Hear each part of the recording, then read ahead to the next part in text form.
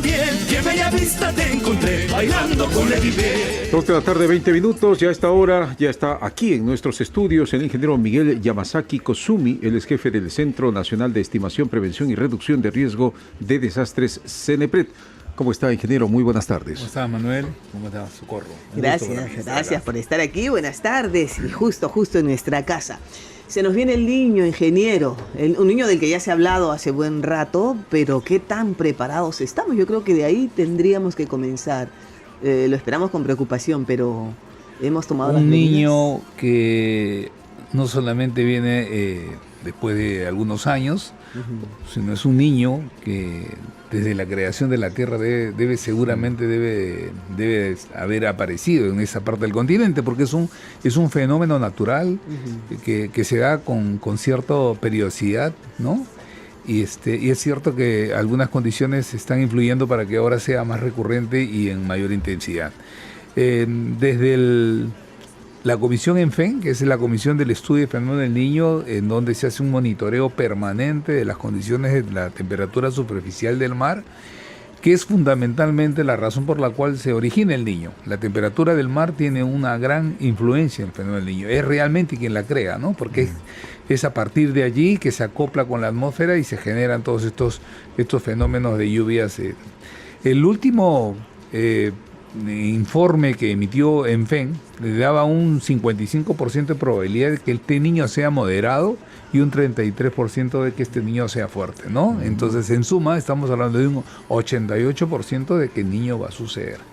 Esperemos que estas cifras, justamente el día de mañana, se vuelva a reunir la Comisión ENFEN para actualizar estas cifras que la están haciendo cada 15 días, porque a medida que nos acercamos al periodo de lluvias, al verano 2024, estas cifras van a tener una mayor certidumbre. Mientras más lejos estamos del momento, podría tener un grado mayor de incertidumbre, pero estamos ya muy próximos, de manera que ya estas cifras que se estén dando en esta quincena y en el siguiente mes seguramente van a ser las más cercanas. Y hablemos, ingeniero, de las encuestas que están realizando y que de alguna manera constituye una versión de los propios ciudadanos, o en todo caso, ¿cómo es que se realiza esto? A ver, en el marco de las actividades o las acciones que viene realizando el gobierno nacional en preparación o en mitigación de los riesgos para poder enfrentar con éxito este fenómeno, el CENEPRED, en el marco de sus responsabilidades, también tiene la de formular escenarios de riesgos. Y somos justamente la entidad que formula el escenario y dice, esto va a pasar en el tiempo. Nosotros hicimos uno en el mes de mayo y nos arrojaron cifras bastante fuertes, bastante grandes, ¿no? Por ejemplo, alrededor de 2.200.000 personas se encontraban a nivel nacional, se encontraban expuestas a nivel de muy alto riesgo para lluvias o movimientos en masa, que son los huaicos y los deslizamientos. Entonces, este escenario de riesgo se configura o se construye a partir de la información científica que proporciona, en este caso, el CENAMI, de lo que va a pasar las lluvias, de lo que proporciona el INGEMET, que nos dice el grado de sensibilidad que tiene el terreno para poder desprenderse y generar los huaicos. Y también sobre la base de la vulnerabilidad social y económica que nos proporciona INEI a partir del último censo de 2017. Pero habida cuenta de que ya han pasado 6 años, han transcurrido 6 años y la vulnerabilidad de las familias ha aumentado tremendamente, sobre todo la vulnerabilidad económica a consecuencia del COVID-19, ¿no? Y de la gran migración de extranjeros que por lo general ocupan zonas de muy alto riesgo, se decidió hacer una actualización de los niveles de vulnerabilidad, y ese es el trabajo que vienen realizando 185 encuestadores desde Tumbes hasta Ica, en Arequipa, y en la parte de la sierra están en Cajamarca, Amazonas, Huánuco, Junín, Ayacucho y Huancavelica. Entonces, lo que queremos acá, y aprovechando las ondas de Radio Nacional que tienen llegada en todo el país, es llegar a las autoridades para que les den facilidades, les otorguen seguridad también a los chicos encuestadores para que puedan realizar su trabajo en forma eficiente, porque al final esa información les va a servir vital, ¿no? para ellos, o sea, para que puedan a partir de esa información puedan elaborar sus instrumentos por ejemplo, sus planes, ¿no?, de contingencia, ¿no? Y es un trabajo que va a beneficiar a todos, además. A veces tenemos el recelo a veces de dejar entrar personas extrañas o de dar datos importantes a personas extrañas, pero estas personas finalmente no son tan extrañas, vienen perfectamente identificadas y van a contribuir a nuestro bienestar y el de nuestra familia. Vamos a seguir hablando de eso, pero tenemos que hacer una pausa. ¿Cómo no? Amigos, estamos conversando con el ingeniero Miguel Yamasaki Kozumi, jefe del Centro Nacional de Estimación, Prevención y Reducción del Riesgo de Desastres, CENEPRED, a propósito de la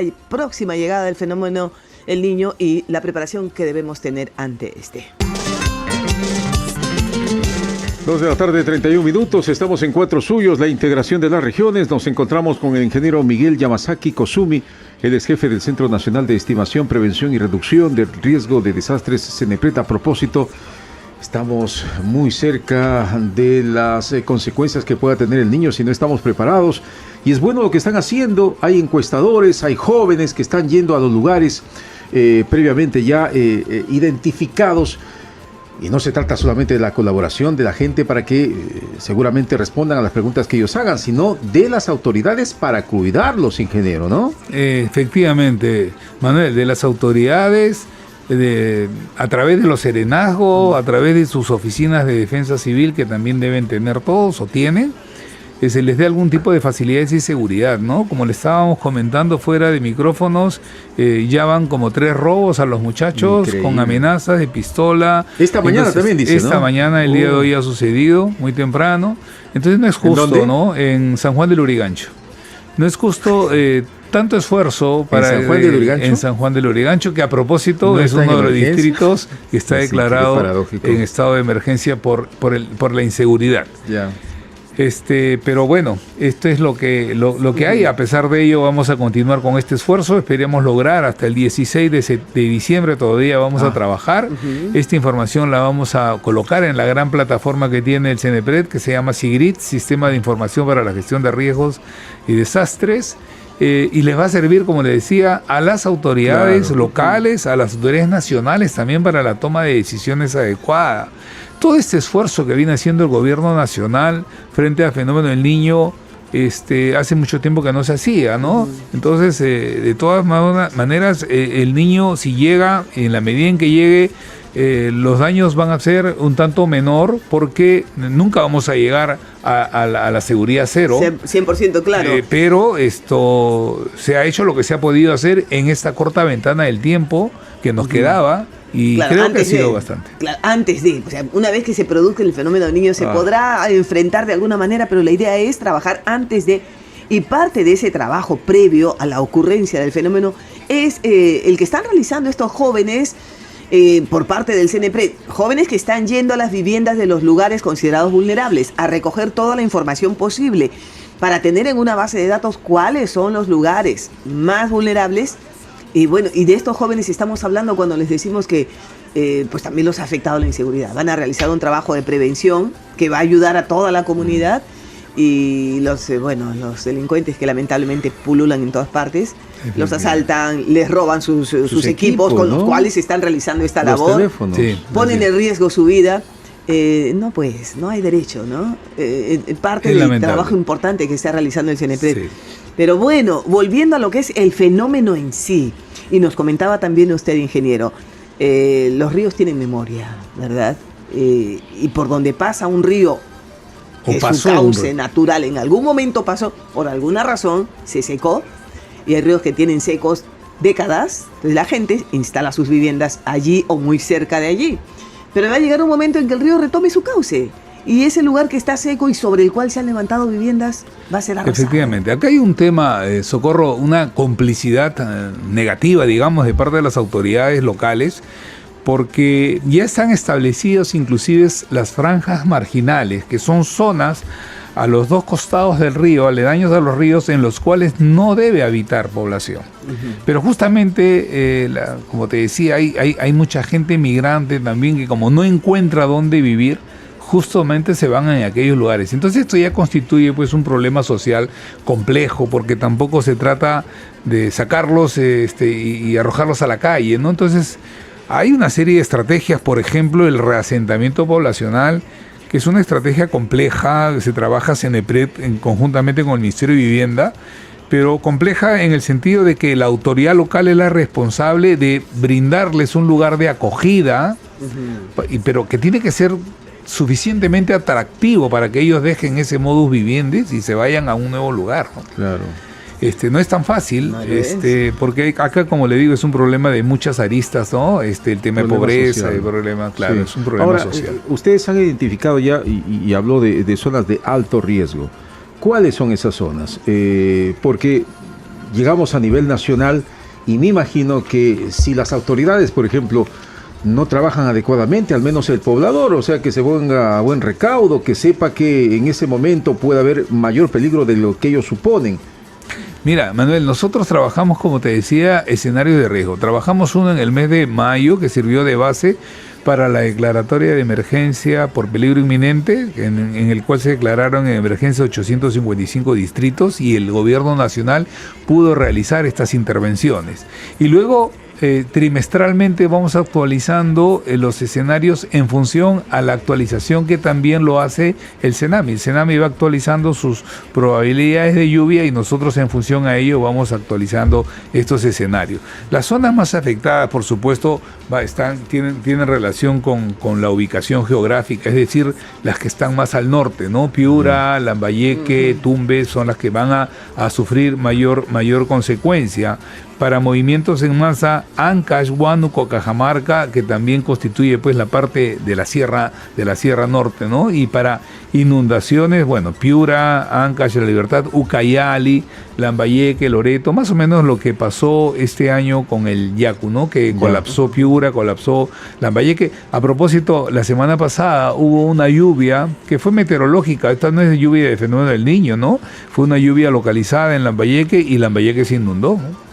Se inundó porque no tienen un adecuado sistema de drenaje y no lo tienen ahora, y esto lo debieron haber construido a partir de la experiencia del fenómeno del Niño 2017, y para lo cual se creó la Autoridad de Reconstrucción con Cambios, ¿no? Específicamente para que trabajen en el manejo integral de estos ríos, Piura, Lambayeque, Moche, Íllimo, pero bueno, lamentablemente no se hicieron los trabajos adecuados, pero creo que ya es momento de que empecemos a trabajar con un horizonte de más mediano o largo plazo, dándole énfasis al carácter de prevención, sobre todo, no al carácter prospectivo. Porque la naturaleza tiene memoria, pero parece que nosotros no. Nos olvidamos muy rápido, ¿no? Y mira, ahora estamos analizando el tema de inundaciones y lluvias y huaicos, y nos estamos olvidando por un poquito de que somos un país altamente sísmico, de que tenemos 274 años de silencio sísmico, de que no ocurre un sismo de gran magnitud y que debería venir,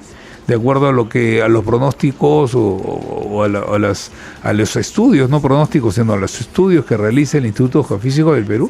Nos espera un sismo sobre los 8.8 de aproximadamente 5 minutos de duración. Entonces preguntamos nosotros, estas casas que están construidas en terrenos inestables, en las laderas de los cerros, ocupando indebidamente el territorio, van a colapsar. Y no solamente van a colapsar las viviendas, colapsarán los sistemas de salud, colapsarán los sistemas de saneamiento de agua potable, ¿no? Ante el COVID, las unidades de cuidados intensivos se vieron rebasadas.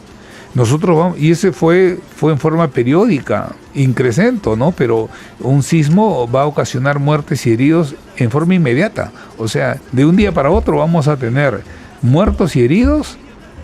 ¿Dónde lo vamos a tener? A todos ellos. O sea, realmente somos un país privilegiado en cuanto a todas las riquezas naturales que tenemos, pero por otra parte somos un país vulnerable, expuesto a múltiples peligros, y para lo cual es necesario construir una conciencia de prevención con mucha anticipación, como lo tienen otros países, ¿no? Y sí, y nos falta mucho porque desde que tengo memoria se está hablando de la prevención, de la mochila de emergencia, de los planes de contingencia, de los operativos, de los simulacros, y no aprendemos porque de chiquito lo hacemos en el colegio, cuando crecemos ya nos olvidamos, ¿no? Sí.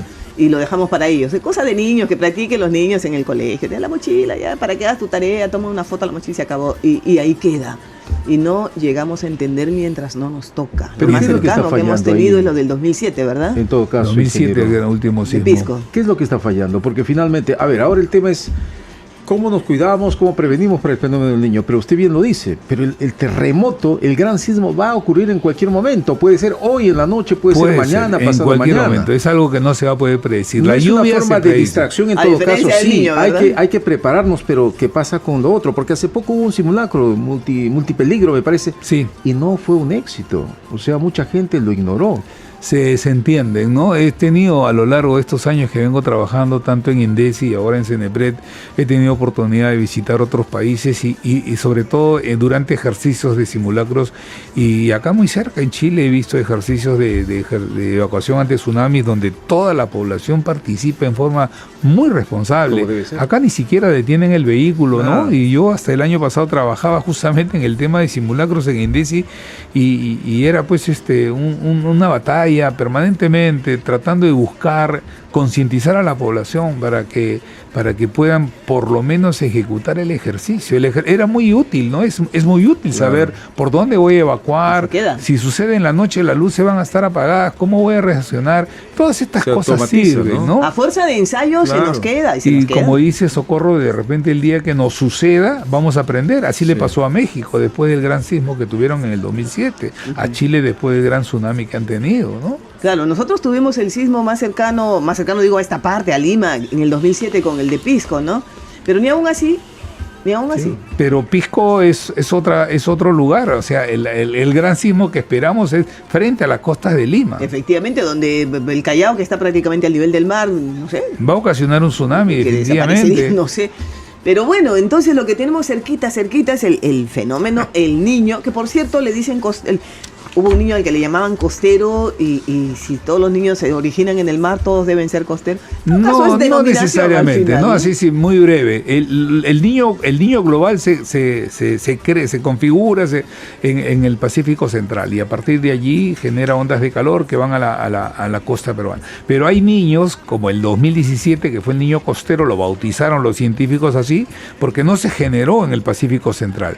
Son corrientes de agua caliente, de la corriente el niño, porque una cosa es el fenómeno del niño, otra cosa es la corriente del niño. La corriente del niño es una corriente cálida que trae agua del Golfo de Panamá y viene y baja y se desvía a la altura del Ecuador, se desvía hacia el oeste y confluye justamente con la corriente de Humboldt, que es la corriente fría que viene del sur, y ambas en el Ecuador se dirigen luego hacia el oeste, ¿no?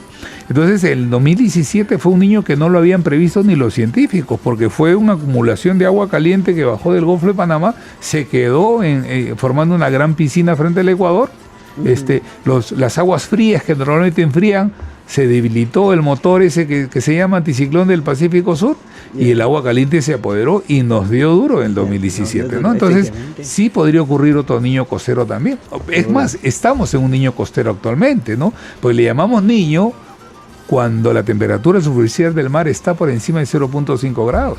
Y acá en el Perú hemos tenido este año hasta 6 grados por encima de los valores normales de la temperatura. Hoy mismo la temperatura está por 2 grados más o menos por encima de sus valores. O sea, hemos pasado un invierno con niños. Hemos pasado un invierno con niños, hemos pasado un invierno cálido. Ahorita estamos sintiendo frío estos días, y es debido al anticiclón que está inyectando aire frío, y ojalá que siga inyectándolo, porque en la medida en que enfriemos más la costa, cuando llegue la temporada del verano, no se puede acoplar el fenómeno global, niño global, con el costero. Contaría un poco de friecito y se calmaría de pronto, ¿no? Sí.